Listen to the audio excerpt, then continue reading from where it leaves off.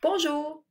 Donc, tu dois avoir ton origine ouvert à la page que je viens de présenter et tu dois aussi avoir un crayon surligneur et un crayon pour faire des annotations. Donc, aujourd'hui, la vidéo 4.2, on va parler de la masse. Donc, tu devrais te retrouver à la page que j'ai ici, sinon tu mets la vidéo sur pause et tu reviens quand tu es prêt. Alors, tout d'abord aujourd'hui, on va définir qu'est-ce que la masse. On a vu que la matière, la définition de la matière, c'est tout ce qui contient, tout ce qui a une masse et qui prend de l'espace. Donc maintenant, si on veut savoir qu'est-ce qu'une masse, pour comprendre la matière, on va définir la masse. Donc la masse, c'est la quantité de matière contenue dans un objet. Donc ma masse à moi, c'est la quantité de matière que je contiens, si on veut dire. La masse de la souris, même chose, quantité de matière contenue dans ma souris. Donc ici, j'ai souligné la masse, mesure de la quantité de la matière contenue dans un corps. Si tu veux, le mot corps ici, tu pourrais le remplacer par un objet pour que ça soit plus précis pour toi. Alors, si je descends un petit peu, on va nous montrer que au Québec, partout au Canada, la majorité des pays, sauf aux États-Unis, on utilise le système international des unités. Donc, les unités principales qu'on va utiliser cette année en sciences seront le kilogramme, le gramme et le milligramme. Il y a beaucoup d'autres unités, on en parlera en mathématiques, donc on passera du temps en maths pour justement parler de comment transformer d'une unité à l'autre, et là, on ira voir celles qui existent entre le kilogramme, le gramme et le milligramme. Ce qui est important que tu comprennes en sciences, c'est que pour passer d'une unité à l'autre, donc si tu as par exemple 1 kilogramme, mais tu vas les multiplier par 1000, donc 1 kilogramme va être égal à 1000 grammes. Puis si tu veux prendre tes grammes et les transformer en milligrammes, tu multiplies encore par 1000.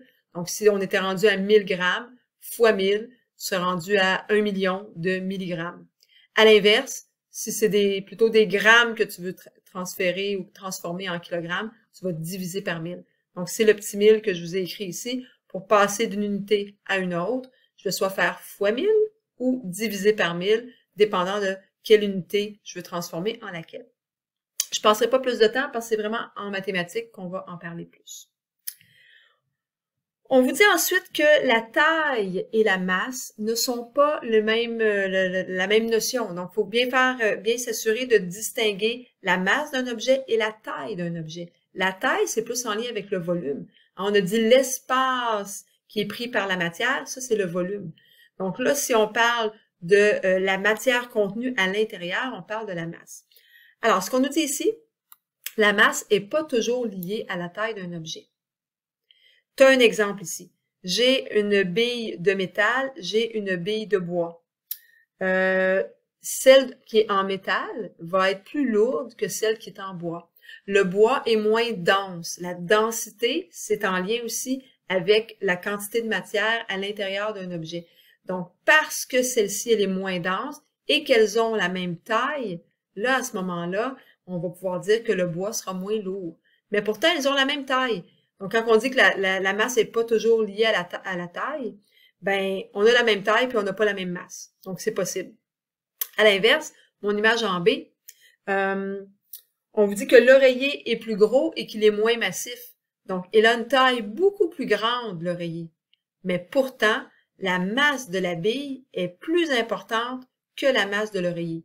Donc, l'oreiller, s'il est fait de plumes, s'il est fait de matière synthétique, on se doute bien que c'est pas aussi dur, c'est pas aussi massif, c'est pas aussi dense que la bille. Donc, même si la bille est plus petite, elle est plus lourde que le coussin ou l'oreiller.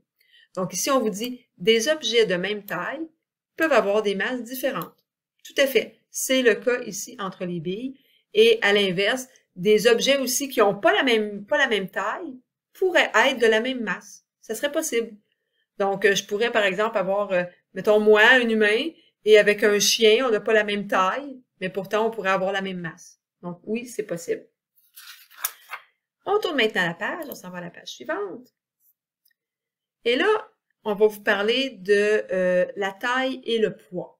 Donc, la taille et le poids, ce ne sont pas la même chose. Donc, ça va être important d'être capable de différencier les deux. Dans notre langage courant, on mélange souvent les deux. On dit « va te peser ».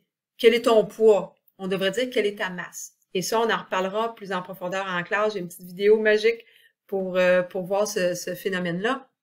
Mais ici, j'aimerais ça que tu écrives, premièrement, que la masse, c'est pas égal au poids. Donc, c'est pas la même chose. Donc, à ce moment-là, qu'est-ce que c'est la masse et qu'est-ce que c'est le poids? Donc, la masse, on a dit que c'était la quantité de matière à l'intérieur de nous. Le poids, c'est plutôt en lien avec, oui, un petit peu la masse, mais de quelle façon la planète ou l'astre va t'attirer. Donc, c'est en lien avec la gravité. La Terre, elle nous attire vers elle. C'est pour ça que n'importe quel objet que tu prends, que tu laisses tomber, va être attiré vers la Terre. Ça, c'est la gravité. Bon, ben, si tu t'en vas sur la Lune et que tu laisses tomber un objet sur la Lune, il est moins attiré. Il va tomber plus lentement sur la Lune que sur la Terre.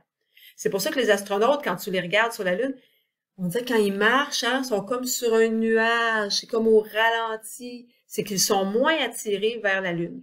Ils n'ont pas la même gravité parce que la Lune, elle est beaucoup plus petite. On en reparlera aussi. Donc, ce qu'on veut que tu retiennes, ici, je vais juste reprendre mon crayon souligneur. Donc, on veut que tu retiennes que les deux concepts, donc la masse et le poids, sont des concepts qui sont différents. Donc, ça veut pas dire la même chose. On va vous marquer aussi que le poids correspond à la force d'attraction exercée par, puis là, tu peux remplacer corps par planète si ça te dit plus quelque chose. Donc, le poids correspond à la force d'attraction exercée par la planète. Donc, le poids, c'est une force. Et son unité, ce sera le Newton. Donc, si on dit quel est le poids de quelque chose ou combien ça pèse, la réponse devrait être des newtons. Et je vous montrerai en classe comment faire pour trouver le poids de quelque chose. Donc, étant donné que c'est une force, ben, c'est pas égal à la masse. La masse n'est pas une force, la masse est la quantité de matière à l'intérieur de nous. On a une petite image ici. Donc, ici, on a Martin, je crois qu'on l'a appelé. Donc, Martin soulève un haltère et l'haltère a une certaine masse. Il trouve ça très, très, très lourd sur la Terre.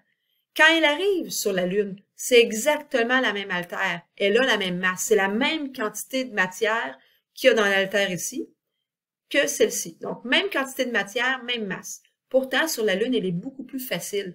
Elle est moins attirée, l'haltère, par la Lune. Donc, la force d'attraction, la force de gravité que la Lune effectue sur l'haltère est moins grande. Donc, Martin est capable. Tu pourrais te mettre en tête, c'est un peu la même chose que dans une piscine, par exemple. Je sais pas si tu as déjà essayé de soulever ta mère, ton frère, ton père dans une piscine. C'est beaucoup plus facile à soulever dans une piscine parce que l'eau va t'aider à ce moment-là à le soulever. Mais c'est un petit peu le même effet. C'est pas le même principe, mais c'est le même effet. C'est-à-dire que sur la Lune, c'est beaucoup plus facile de soulever quelque chose que sur la Terre, puis il n'y a pas moins de quantité de matière à l'intérieur, là. Comme ton père dans la piscine, il n'y a pas moins de matière dans lui. Il n'y a pas maigri. Mais tu as plus de facilité à le soulever. À ce moment-là, c'est parce que l'eau va t'aider. Sur la Lune, c'est parce qu'il y a moins de gravité. Donc, c'est ce qu'on nous explique dans le petit texte ici en bas. Donc, on dit que pour soulever l'haltère, Martin doit contrer l'attraction, donc contrer la gravité que sur la Terre. Et ensuite, quand il va soulever l'haltère sur la Lune, ben là, il va contrer la gravité de la Lune. Mais sur la Lune, la gravité est le 1/6 de celle sur la Terre. Donc, si par exemple, quelque chose est excessivement difficile à soulever sur la Terre, ben il va être 6 fois plus facile à soulever sur la Lune à ce moment-là. Donc, le 1/6, ça veut dire que ça va être 6 fois plus facile de le soulever sur la Lune que sur la Terre. Donc, tu as l'air beaucoup plus fort, même si pourtant, c'est la même chose. Petite phrase ici aussi à souligner, les gaz aussi ont une masse. J'en ai parlé en classe, mais je le rappelle, donc l'oxygène que l'on respire, par exemple, qui est un gaz, a aussi une masse. Toute la matière a une masse. Donc, même si c'est invisible, on le voit pas.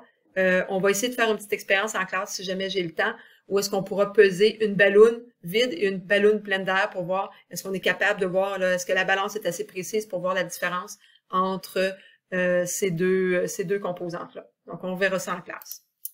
Dernière petite chose à la page suivante, ce sont les composantes d'une balance. Nous, en sciences, on utilise ce qu'on appelle la balance à fléau. Donc, balance à fléau, on va aller souligner son nom ici. Donc, c'est une balance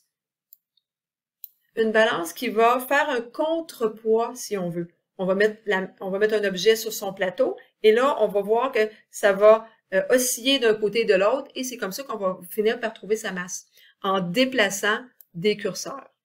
Donc, je vous montre à quoi ressemble cette balance. Je serai ça ici.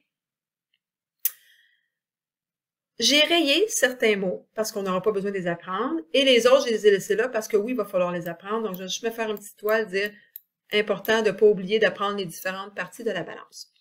Donc, on appelle ça une balance à fléau parce qu'il y a un fléau ici. Le fléau, c'est la partie qui va relier ton plateau à tes échelles et au reste de la balance. Donc, le plateau, c'est là que tu vas mettre ton objet. On a une vis de réglage qui va nous permettre de s'assurer que quand il n'y a rien sur le plateau, quand tous les curseurs sont à 0 et qu'il n'y a rien sur le plateau, il faut que ton aiguille soit vis-à-vis le 0.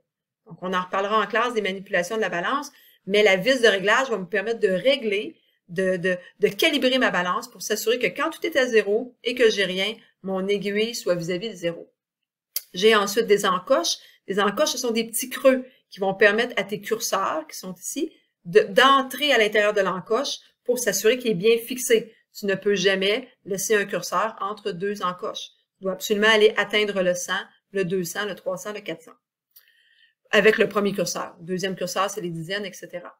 Et tu as les échelles. Donc, tu as 4 échelles sur celle-là. En classe, il me semble de mémoire qu'on en a 3 seulement. Donc, dépendant des balances, tu peux avoir plusieurs, donc 3, 4, 5 échelles, dépendant de la précision de ta balance. Donc, c'est tout ce que j'avais à voir avec vous autres aujourd'hui. On se revoit en classe.